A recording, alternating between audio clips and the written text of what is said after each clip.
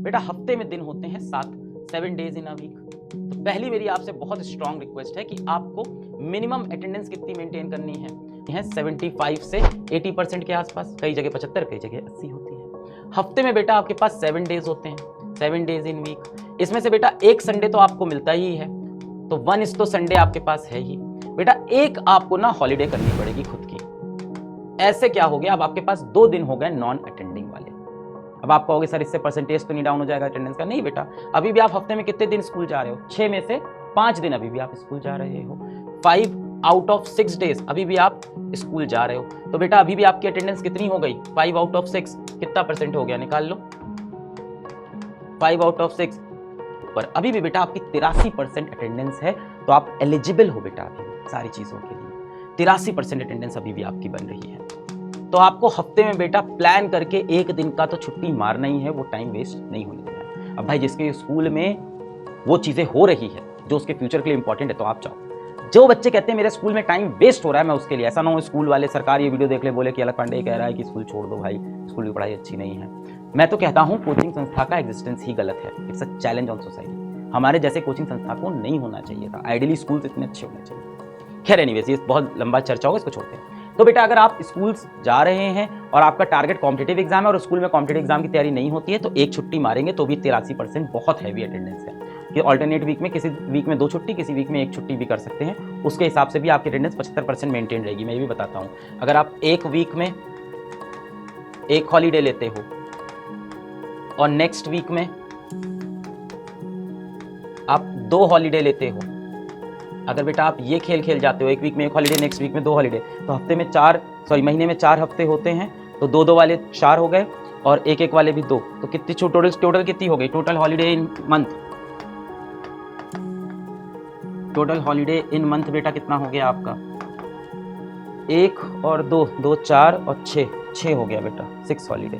तो कहीं 6 कर लो, कहीं 5 कर लो, इस तरह से मैनेज करना पड़ेगा बेटा आपको। थोड़ी सी मैथ्स करनी होगी कि कोशिश करो 5-6 हॉलीडे मार दें और परसेंटेज को मेंटेन रखें। जिस दिन बेटा आप स्कूल नहीं जाते हो ना, आपको एडेड कम से कम 4 आवर्स मिलते हैं, कम से कम 4 आवर्स। जिस दिन आप स्कूल नहीं गए ना, ये जो हॉलीडे हुआ, इस दिन भाई आप एडिशनल 4 घंटे पढ़ सकते हो मिनिमम, इससे ज़्यादा भी। एडिशनल 4 आवर्स, 5 आवर्स आपके पास मिनिमम होते हैं पढ़ाई। फिर भी पहले मैं बात करता हूँ जो बच्चे स्कूल जाते हैं वो कैसे चीज़ों को मैनेज करें। तो बेटा अगर स्कूल में देखूं तो किसी का स्कूल सुबह 7 से 2 बजे तक है, किसी का स्कूल 8 से 3 बजे तक है, वॉट एवर इट इज। तो मैं मान लेता हूं कि 9 घंटे तो स्कूल में जाते हैं। कैसे 9 घंटे माने? 6 घंटे आपके स्कूल के हो गए, 1 घंटे आना, 1 घंटे जाना, 1 घंटे पहले उठना, सब जोड़ जाड़ के। तो मैं मान लेता हूं कि आप सुबह 6 AM उठे और 3 PM आप वापस घर लौटे, और ये सारा समय स्कूल के लिए तैयार होना, स्कूल जाना आना, सब में आपके 9 आवर चले गए। इसके बाद मैं आपसे खुद कह रहा हूं कि कम से कम आप 7 आवर सोइए, 7 आवर आप सो गए। बेटा अभी भी रिमेनिंग कितना टाइम है आपके पास जीवन में? अभी भी रिमेनिंग कितना टाइम है आपके पास एक दिन में? मान लेते हैं 9 घंटे स्कूल में बीत गए, स्कूल के लिए तैयार होना, स्कूल जाना आना, स्कूल में पढ़ाई करना, 7 घंटे सो गए, 9 7 16। बेटा अभी भी आपके पास रिमेनिंग 8 आवर है। अब इस 8 घंटे में से बेटा आपको 7 घंटे टारगेट करना है, थोड़ा डिफिकल्ट होगा। और ये कितने दिन करना है बेटा आपको? ये शेड्यूल आपको 5 डेज फॉलो करना है। 5 डेज क्यों? क्योंकि एक तो संडे होगा, उस दिन एडवांटेज उठाएंगे, और एक अपन छुट्टी लेंगे, उस दिन एडवांटेज उठाएंगे। अब इन 5 डेज में आपको 8 आवर्स आपके पास बचे और 7 घंटे पढ़ने। तो भाई क्या करेंगे, 7 घंटे हम कैसे बनाएंगे? 2 + 2 + 2 + 1, हम ऐसे बनाएंगे अपने 7 घंटे। 2 2 2 और 1। अब बेटा यहाँ पे ये जो 1 है ना, ये 1 बेटा आपका स्कूल आवर्स के अंदर होना चाहिए। कैसे करेंगे भाई? स्कूल के अंदर बैठ गए, अपनी डीपीपी सॉल्व कर ली। अब आप बोलोगे सर स्कूल में मोबाइल अलाउड नहीं है, तो डीपीपी का प्रिंट लेके जाओ, डीपीपी क्वेश्चन नोट करके जाओ। स्कूल में 1 घंटे बैठ के आपको डीपीपी सॉल्व करनी है, या नोट्स लेके गए, पिछली क्लास का रिवीजन कर लिया, लास्ट क्लास रिवीजन कर लिया। तो 1 घंटे तो आपके स्कूल में निकालने हो। कब निकालने होंगे बेटा? आप पीछे की सीट पे बैठ जाओ। अगर आपकी मतलब की पढ़ाई नहीं हो रही है क्लास में, जो आपके लिए इंपॉर्टेंट नहीं है, तो बैठ के आप पिछली क्लास का रिवीजन स्कूल में आप खत्म करें। सर बहुत डिफिकल्ट चीजें बता रहे हो। तो बेटा कितने बच्चे सेलेक्ट होते हैं? 1.5%, 1%। ये सिलेक्शन है बेटा बच्चों का। फाइनली जाके IIT ले लो या नीट ले लो, 1.5% से ज्यादा सिलेक्शन नहीं है बेटा। तो अगर 100 में से 1 या 2 बच्चा सेलेक्ट हो रहा है, तो जाहिर सी बात है कि जो प्रोसेस होगा वो बहुत केक वॉक तो होगा नहीं, बहुत आसान तो होगा। ये सारे नियम कानून जो फॉलो करे और लास्ट में उसका पेपर वाले दिन किस्मत भी ठीक हो, भगवान भी साथ दे, वो जाके बेटा सेलेक्ट होता है। तो ये तो है बेटा, ये तो सच्चाई है। पर आपके लिए कमाल की बात यह है कि ये सारे रूल्स डिकोड हो गए हैं, आपके पास फॉर्मूला है।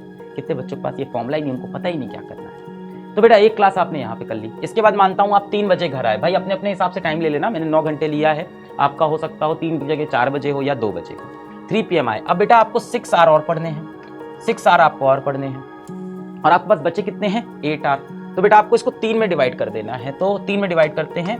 3 PM से पहले ले लेता हूँ 6 PM, फिर 6 PM से 9 PM, फिर उसके बाद 9 PM से ले लेंगे 11 PM, क्योंकि 11 बजे अपन सो गए हैं और सुबह अपने को 6 बजे उठना है। 7 घंटे की नींद, देख रहे हो। तो मैंने इस 6 घंटे के लिए इसको 3 स्लॉट में डिवाइड किया अपने बचे हुए दिन को। अब 3 से 6 कितना समय है बेटा आपके पास 3 आवर्स। पढ़ेंगे कितना हम 2, तो 2 आवर आउट ऑफ 3 पढ़ लिया यहाँ पे।